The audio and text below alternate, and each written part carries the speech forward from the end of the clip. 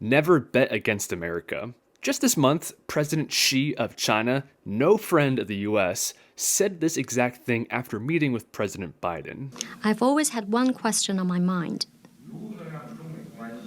How to steer the giant ship of China-US relations clear of hidden rocks and shores.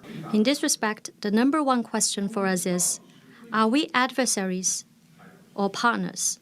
The United States is unique in its history, culture, and geographical position, which have shaped its distinct development paths and social system. That although our two countries are different in history, culture, and social system, and have embarked on different development paths, China never bets against the United States.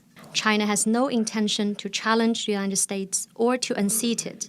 Instead, we will be glad to see a confident, open, ever-growing, and prosperous United States. Make no mistake, the Chinese Communist Party dream about overtaking the US and becoming the world's predominant global superpower. Our two countries are not friends, and we have completely different visions on how the world should be. And yet, the Chinese president himself knows better than to bet against America. And it's not just America's rivals that know this fact, but also those that have experienced it firsthand. Warren Buffett is one of the richest men on the planet, born in 1930. He has seen and lived through more events than most people will ever be lucky enough to experience, and he continues to never bet against America. This country will do very well, and in particular, it will do well for business. Business has done very well. You know, the Dow went from 66 to 10,000 plus in the 100 years of the 20th century, and we had 2 world wars and nuclear bombs and flu epidemics and you name it, Cold War. There's always problems in the future. There are always opportunities in the future, and in this country, the opportunities have won out over the problems over time.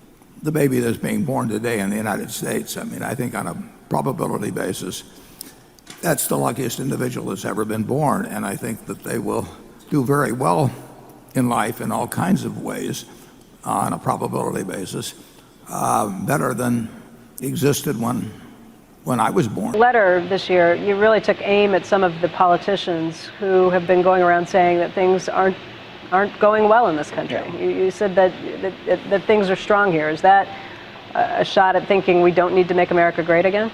Well, America's never been greater. I mean, you can look at, where we stand. I mean, it will be greater in the future, but America's never been greater. I mean, this is the best time to be alive in the history of the world. I mean, in terms of medicine, transportation, entertainment, you name it, or just in terms of aggregate wealth. Well, America, you can't really mess with America. We've got the secret sauce, and it doesn't work all the time perfectly, but you just look at where we go milestone after milestone and never bet against America. But for most people, this does seem wrong. America, after all, is more divided than ever before. Our government is always on the brink of shutting down due to partisanship. Inequality is more visible than ever before, and uniquely American things like the notion if you work hard you can get ahead in life seem to be far out of reach. And yes, a lot of these factors are true, but it's also true that America still uniquely maintains the secret sauce. Unlike every other country, America goes out of its way to not limit its people. To the contrary, it does everything to create a fertile ground for its people to have the ability to prosper. This is why people come to America from all over the world for a magnitude of different reasons. It's the center for wealth creation and human progress, and that drives everything else. I recently came across this video from StarTalk. I'll leave the whole thing linked down below. Highly recommend watching it.